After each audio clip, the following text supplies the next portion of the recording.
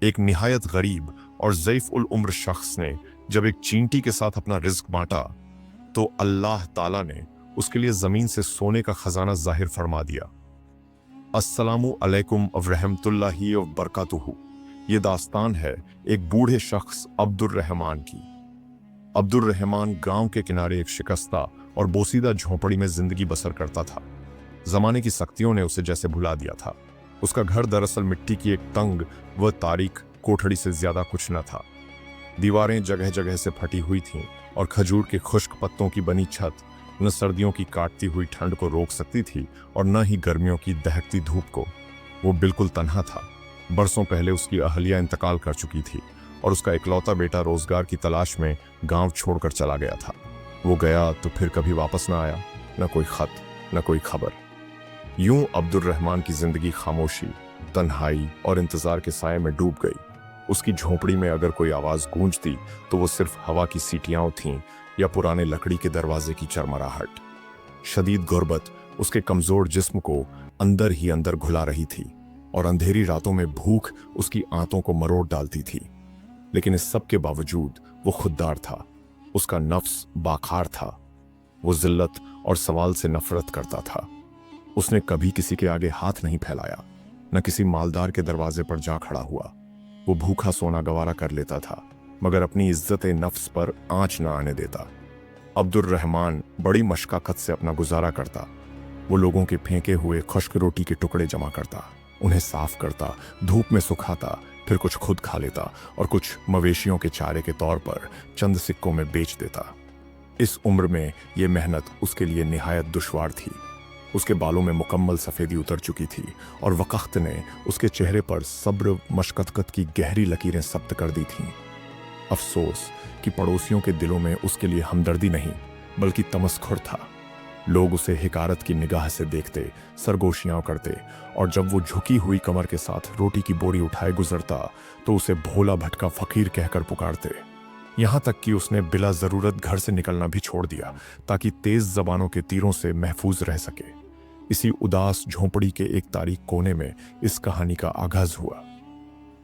एक दिन अब्दुर्रहमान की नज़र दीवार के नीचे एक दरार पर पड़ी जहां सियाह चींटियों का एक छोटा सा काफिला आ जा रहा था। उसने न उन्हें कुचला, न उन पर पानी डाला जैसा कि लोग आम तौर पर करते हैं, बल्कि उन पर तरस खाया। उसने उन कमजोर चींटियों में अपनी ही तस्वीर देखी, तन्हाई, मेहनत और बका की जद्दोजहद। उसे यूं महसूस हुआ जैसे उसकी गुर्बत और उन नन्ही मखलूकात की कमजोरी के दरमियान कोई अनदेखा रिश्ता हो, जैसे दोनों रिज़्क की तलाश में सरगर्दाओं हों। उसके पास एक पुरानी झंग आलूद डिबिया में थोड़ी सी खुरदरी शक्ल रखी थी जिसे वो कई दिनों के लिए संभाल कर रखता था, मगर उसके नर्म दिल ने गवारा न किया कि वो खुद तो महफूज रखे और उन नन्ही मखलूकात को खाली हाथ देखे। वो आहिस्ता से अपने थके हुए घुटनों के बल बैठ गया, शक्कर की एक छोटी सी मुट्ठी ली और निहायत नरमी से चींटियों के रास्ते में डाल दी, जैसे कोई गरीब भी अपने मेहमानों की ज़ियाफत कर रहा हो। वो देर तक उन्हें देखता रहा, कैसे शौक और मेहनत से वो शक्कर के जर्रात उठाकर ले जा रही थीं। उसके होंठों पर एक मधम सी मुस्कुराहट आ गई जिसने उसके झुर्रियों भरे चेहरे को रोशन कर दिया। उसे यूं महसूस हुआ जैसे उसकी जिंदगी अब भी बेमकसद नहीं, जैसे अब भी कोई है जिसे उसकी जरूरत है, चाहे वो एक नन्ही सी चींटी ही क्यों ना हो। अब्दुर्रहमान को जर्रा बराबर अंदाजा न था कि ये मामूली सा अमल जो उसने खालिस नीयत और सच्चे दिल से अंजाम दिया है उसकी पूरी जिंदगी का रुख बदल डालेगा। उसे क्या खबर थी कि जिस चींटी को वो आज अपने थोड़े से रिज्क में शरीक कर रहा है वही नन्ही मखलूक अल्लाह के हुक्म से ऐसा सिला लौटाएगी कि अक्ल हैरान रह जाएगी। मगर जिंदगी हमेशा हमारी ख्वाहिश के मुताबिक नहीं चलती। कुछ आंखें उसे देख रही थीं और कुछ जबानें उसके खिलाफ जहर उगलने के लिए तैयार बैठी थीं ताकि उसके दुखों में एक और दुख का इजाफा कर सकें। एक अब्र आलूद सुबह थी। अब्दुर्रहमान अपने नन्हे साथियों के साथ हसब मामूल मशगूल था। वो थका हारा झुके हुए वजूद के साथ चींटियों के करीब बैठा उन्हें देख रहा था कि उसे खबर ही न हुई कि उसकी टूटी हुई झोंपड़ी की खिड़की के पास एक भारी साया आन खड़ा हुआ है। वो साया उसके पड़ोसी जमील का था। जमील फजुल तजस्सुस और संगदिल तबीयत के लिए मशहूर था। वो दीवार के पीछे दबे पांव खड़ा झांक रहा था। उसकी तंग नजर अक्ल इस मंजर को समझ न सकी। एक ऐसा बूढ़ा शख्स जिसके पास खुद एक रोटी खरीदने के पैसे नहीं, वो कीमती शक्कर जमीन पर बिखेर रहा है, सिर्फ इसलिए कि इन हकीर समझी जाने वाली चींटियों को खिला सके। जमील के लबों से तंजिया कह कहा बुलंद हुआ, मगर उसने बात अपने दिल में दबाई न रखी। वो दौड़ता हुआ गांव के बाजार जा पहुंचा, जहां मर्द व जन जमा थे। वहां उसने मुबालगा आमेज अंदाज में जो कुछ देखा था बयान करना शुरू कर दिया। उसने अब्दुर रहमान को पागल करार दिया, कहा कि गुर्बत ने उसकी अकल छीन ली है। वो उसकी नकल उतारने लगा, चींटियों से बात करते हुए उसके अंदाज की नखाली की, और यूं मजमा में हंसी, चेह में घुइयां और तंज के तीर चलने लगे। बात आग की तरह फैल गई। अब्दुर रहमान गांव की महफिलों और चाय खानों में मजाक का मौजू बन गया। यहां तक कि गलियों में खेलते बच्चे भी उसकी झोंपड़ी की तरफ इशारा करके चलाने लगे। यहां चींटियों वाला पागल बूढ़ा रहता है, ये आवाजें, ये कहकहे। जब अब्दुर रहमान के कानों तक पहुंचे, वो अपनी तन्हाई में बैठा था। ये अल्फाज उसके लिए कोड़ों से ज्यादा तकलीफदेह थे। उसके सीने में जैसे करब का तूफान उठा और गर्म आंसू उसके मुरझाए गालों पर बहने लगे। वो पागल नहीं था, वो तो एक ऐसा इंसान था जिसका दिल रहमत से लबरेज था, मगर लोगों के दिल पत्थर हो चुके थे, बल्कि चट्टानों से भी ज्यादा सख्त। उसने अपने बोसीदा दरवाजे को मजबूती से बंद कर लिया और फैसला किया कि अब वो सिर्फ रात की तारीकी में ही बाहर निकलेगा, लकड़ियां या पानी लाने के लिए, ताकि ताक में बैठी निगाहों से महफूज रह सके। दिन बोझिल और सस्ते रवि से गुजरते रहे, यहां तक कि सख्त सर्दियों का मौसम आन पहुंचा। तेज आंधियों और मूसलाधार बारिश ने झोंपड़ी की हालत मजीद खराब कर दी। छत छलनी बन गई, बारिश का पानी अंदर टपकने लगा और मिट्टी की जमीन सर्द चिपचिपे कीचड़ में बदल गई। सर्दी इस कदर बढ़ गई कि गोया उसकी रगों में खून जम गया हो। उसके पास मौजूद खुश्क रोटी भी खत्म हो चुकी थी। अब सिर्फ शक्कर की एक निहायत मामूली सी मुट्ठी बाकी रह गई थी। वो अपनी पतली सी ओढ़नी में कांपता हुआ बैठा रहता, छत के सुराखों से झलकते आसमान को देखता और अल्लाह से दुआ करता, ऐ मेरे रब, मेरे हाल पर रहम फरमा और मुझे लोगों के रहम व करम पर न छोड़। इसी इंतहाई बेबसी के आलम में अब्दुर रहमान ने एक अजीब मंजर देखा, जो चींटियों के मकन के पास रोनुमा हो रहा था।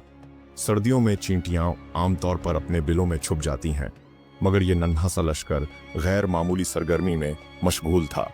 वो मुसलसल खुदाई कर रही थीं, इस बार खुराक जमा करने के लिए नहीं, बल्कि जमीन के अंदर गहराई तक पहुंचने के लिए। अब्दुर रहमान हैरत से देखता रहा। चींटियां जमीन के नीचे से एक अजीब सी सुर्खी माइल मिट्टी के बारीक झर्रात बाहर ला रही थीं, जैसे किसी पोशीदा राज की तह तक पहुंचने की कोशिश हो। वो देर तक इस मंजर को देखता रहा। उसके दिल में सवाल भी थे और उम्मीद की एक मध्यम सी चिंगारी भी, मगर उसे अभी तक खबर न थी कि जमीन के नीचे क्या राज छुपा है और अल्लाह ताला किस तरह अपनी कुदरत का जलवा दिखाने वाला है। वो मिट्टी झोंपड़ी की आम मिट्टी से बिल्कुल अलग थी।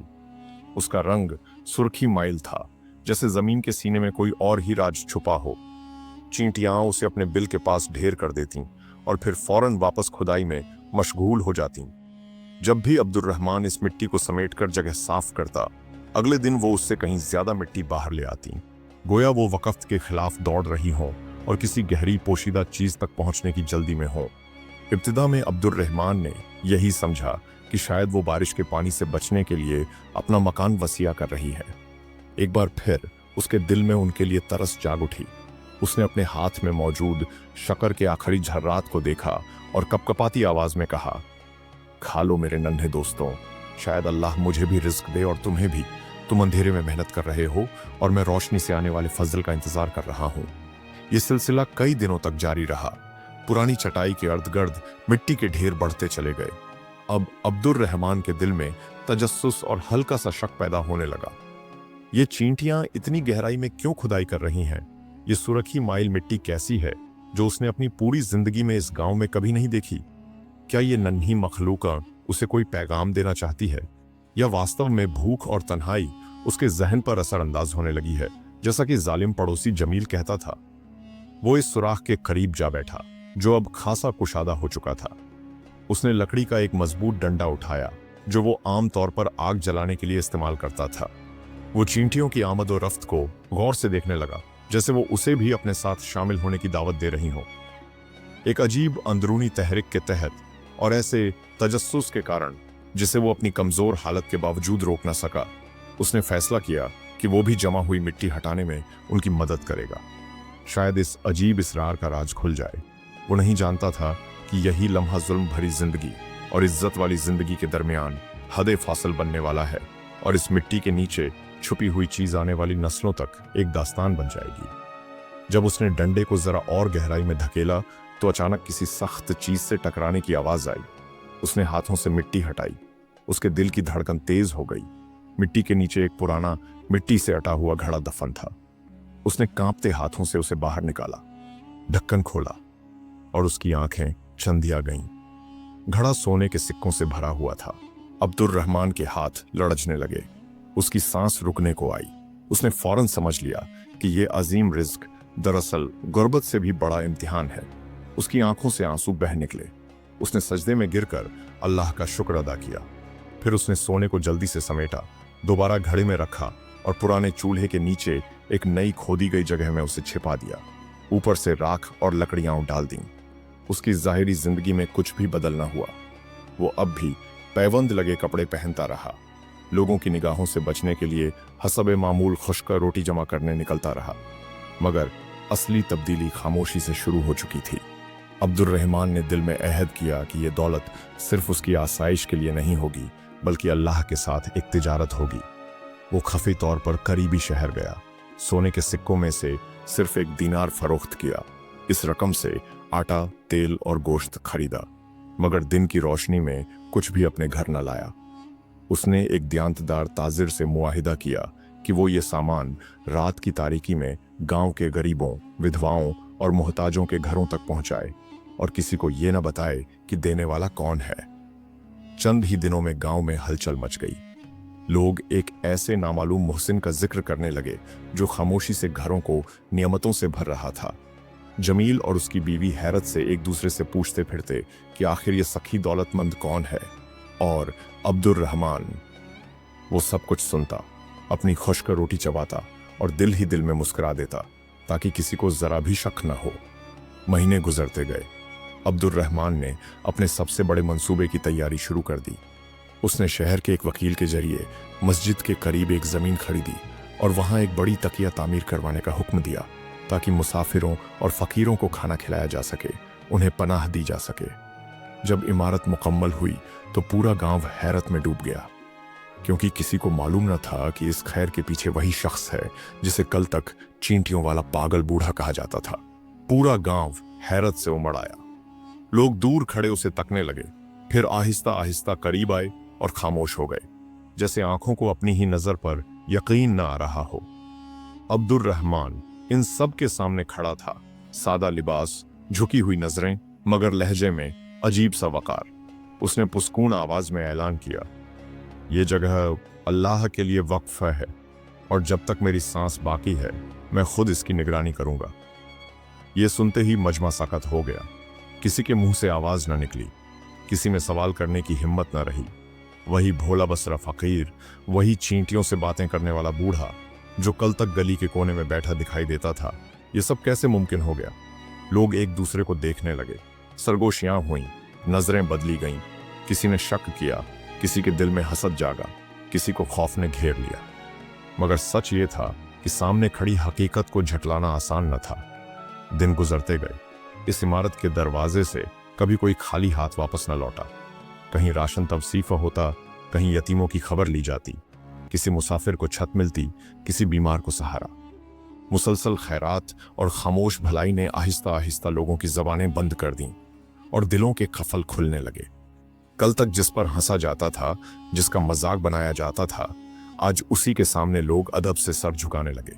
जमील, जिसने सबसे ज्यादा उसे तकलीफ दी थी, जो हर मौके पर उसकी तजलील करता था, एक दिन कांपते कदमों से उसके पास आया।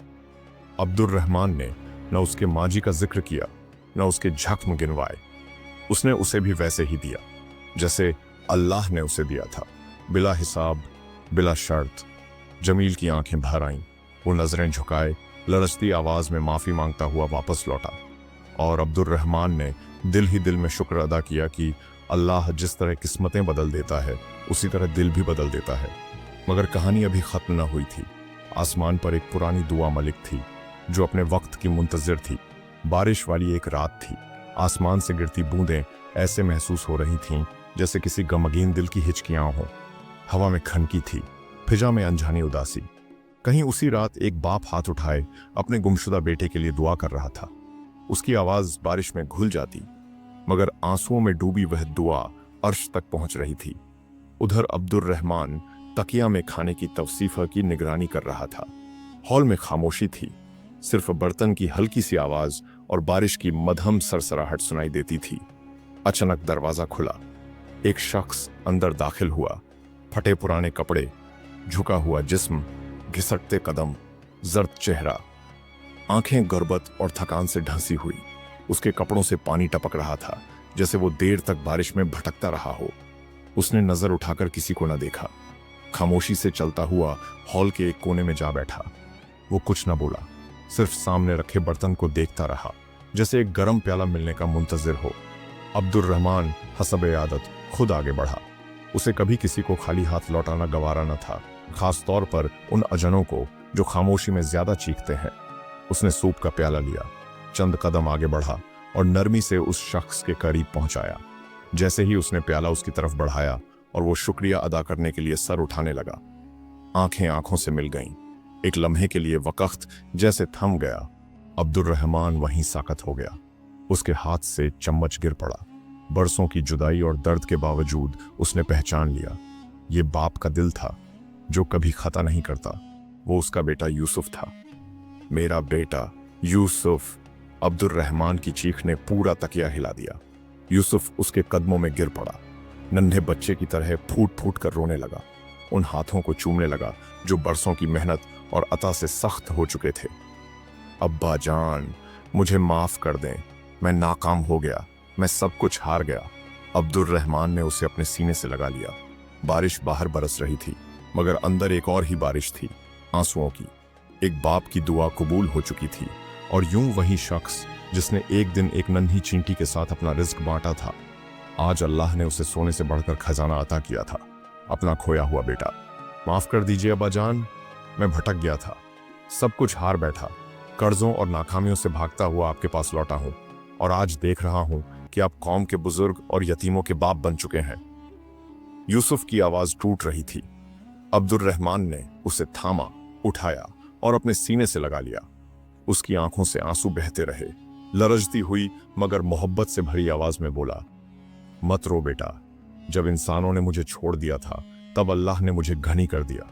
क्या तुम जानते हो अल्लाह के बाद मेरी नजात का सबब कौन बना? यूसुफ ने हैरत से बाप की तरफ देखा। अब्दुर रहमान ने जमीन की तरफ इशारा किया और आहिस्ता से कहा, एक कमजोर सी चींटी, मैंने उसे खिलाया तो रब अल अलमीन ने मुझे नवाजा। फिर वह यूसुफ को आहिस्ता आहिस्ता उस मिटके के मखफी मकाम तक ले गया। वह राज जिसे उसने उम्र भर किसी पर जाहिर न किया था। वह जगह आम आंखों से ओझल थी, मगर यकीन और नियत की रोशनी से मुनव्वर। वहां खड़े होकर अब्दुर रहमान ने चंद अल्फाज कहे, साधा मगर अपनी पूरी जिंदगी का निचोड़ समेटे हुए। बेटा, रिज्क न ताकत से आता है, न अकल की चालाकियों से। रिज्क वहां से आता है जहां इंसान का गुमान भी नहीं पहुंचता। जब नीयत अल्लाह के लिए खालिस हो और हाथ खैर के लिए उठे हों, तो अल्लाह खुद रास्ते खोल देता है, चाहे वह खैर उसकी सबसे छोटी मखलूकों के लिए ही क्यों ना हो। यूसुफ खामोश खड़ा सुनता रहा। हर अल्फाज उसके दिल पर नक्श होता चला गया। अब्दुर रहमान ने बाकी जिंदगी इज्जत, सुकून और वकार के साथ गुजारी। न उसे दौलत का गुरूर हुआ, न मकाम का फख्र। वह बस शुक्रगुजार रहा। चींटियों के साथ उसकी कहानी गांव में एक ऐसी दास्तान बन गई जो सिर्फ सुनी नहीं जाती थी, समझी जाती थी। नस्ल दर नस्ल दिलों में मुंतकिल होती रही, एक सबकस की तरह, एक अमानत की तरह। ये कहानी लोगों को याद दिलाती रही कि नेकी मुसीबतों से बचाती है, और जो अल्लाह के साथ हो जाए, अल्लाह जमीन व आसमान के लश्करों को उसके लिए मस्खर कर देता है। इसी चींटियों के बिल के पास अब्दुर रहमान दोबारा आकर बैठ गया। उसके हाथ हल्के से कांप रहे थे, मगर नीयत मजबूत थी। उसने निहायत एहतियात से मिट्टी हटाना शुरू किया, एक एक मुट्ठी, इस खौफ से कि कहीं मिट्टी गिरकर चींटियों को नुकसान न पहुंचा दे, कहीं अल्लाह की इस छोटी मखलूकों को तकलीफ न हो जाए। हवा सर्द थी, मगर उसके माथे पर पसीना आ गया। सांस तेज हो गई, सीना बोझिल होने लगा, बाजू थकने लगे। मगर एक अनदेखी कौवत उसे रुकने ना देती थी, आगे बढ़ने पर मजबूर कर रही थी। हर लम्हा दिल में दुआ थी, हर हरकत में एहतियात। अचानक लकड़ी के डंडे से एक भारी खोखली सी आवाज आई। अब्दुर्रहमान ठठक गया। ये पत्थर न था, न आम मिट्टी। चींटियां उसी जगह जमा हो गईं, जैसे खामोश जबान में रहनुमाई कर रही हों, जैसे कह रही हों, यहीं, बस यहीं। अब्दुर्रहमान घुटनों के बल बैठ गया।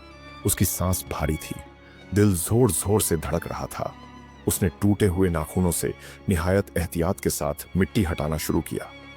हर हरकत सोच समझकर, हर लम्हा इस खौफ के साथ कि कहीं जरा सी बेएहतियाती इन नन्ही मखलूकों को नुकसान न पहुंचा दे।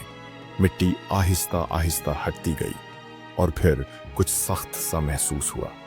कुछ देर बाद एक पुरानी मिट्टी की सरहाने का मुंह जाहिर हुआ, जिस पर मोम की सख्त जमी हुई तह थी। वक़्त की तरह मजबूत, राज की तरह खामोश। बड़ी मशक्कत से अब्दुर्रहमान ने उसे दोनों हाथों से थामा और जमीन से बाहर निकाला। वह जिसामत में छोटी थी, मगर वजन ऐसा जैसे लोहे से भरी हो, जैसे इसमें सिर्फ दौलत नहीं बल्कि बरसों का भरोसा बंद हो। कांपते हाथों से उसने मोम को तोड़ा। जैसे ही उसने सरहाने को हल्का सा झुकाया तो बोरी पर एक एक करके सुनहरी सिक्के लड़खड़ाने लगे। कदीम इस्लामी सोने के दीनार। वो लम्हा खामोश था, मगर इस खामोशी में अल्लाह की कुदरत की गूंज थी। अब्दुर्रहमान की आंखों से आंसू बहने लगे। उसने सर झुकाकर सजदे किया और उसके लबों पर सिर्फ एक जुमला था, या रब्ब, मैंने एक चींटी को खिलाया था और तूने मुझे खजाना अता कर दिया। इन सिक्कों पर कलम तौहीद कंदा था। वो गरीब सी झोंपड़ी में इस तरह चमकने लगे जैसे घप अंधेरे में सूरज के टुकड़े बिखर गए हों। सुनहरी रोशनी मिट्टी की दीवारों से टकरा कर लौट रही थी और अब्दुर्रहमान की आंखों में हैरत, शुक्र और खौफ एक साथ उतर आए थे। उसके मुंह से एक मध्यम सी चीख निकली। वो फौरन सजदे में गिर गया। कांपती आवाज में बोला, पाक है वह जो सबबों का भी सबब है। पाक है वह जो चींटी को उसके बिल में रिज्क देता है और मुझे उसी के जरिए नवाज देता है। उसके आंसू मिट्टी में झाब हो रहे थे, मगर दिल में शुक्र का दरिया मौजसन था। मगर वो यह भी जानता था, अगर यह राज जाहिर हो गया तो यही नियमत हलाकत बन सकती है। दौलत इंसानों की आंखों को बदल देती है। हसद, तमा और लालच दिलों में आग लगा देते हैं। और वो जमील जैसी निगाहों को खूब पहचानता था, जो पहले ही ताक में रहती थीं। अब सवाल यह था, एक तन्हा बूढ़ा इतने बड़े खजाने के साथ क्या करे और उसे कैसे महफूज रखे ताकि यह अमानत फितना न बन जाए। अब्दुर्रहमान ने दिल में फैसला किया कि यह दौलत उसकी आजमाइश है, उसकी मालिकियत नहीं। इसे इस तरह खर्च होना है कि किसी को देने वाले का इल्म ना हो और लेने वाला सिर्फ अल्लाह का शुक्र अदा करे। और यूं वही शख्स जिसे लोग कल तक चींटियों वाला पागल बूढ़ा कहते थे, अल्लाह के निजाम का एक खामोश वसीला बन गया। यहाँ हमारी कहानी अपने इख्तिताम को पहुंचती है। एक ऐसी कहानी जो हमें याद दिलाती है कि नेकी कभी जाया नहीं जाती। अल्लाह के यहाँ जर्रा बराबर खैर भी महफूज रहता है और कभी कभी एक कमजोर सी चींटी भी इंसान की तकदीर बदलने का जरिया बन जाती है। अल्लाह हमें भी खालिस नियत, खामोश नेकी और मजबूत यकीन अता फरमाए। आमीन। अगली दास्तान तक अल्लाह हाफिज।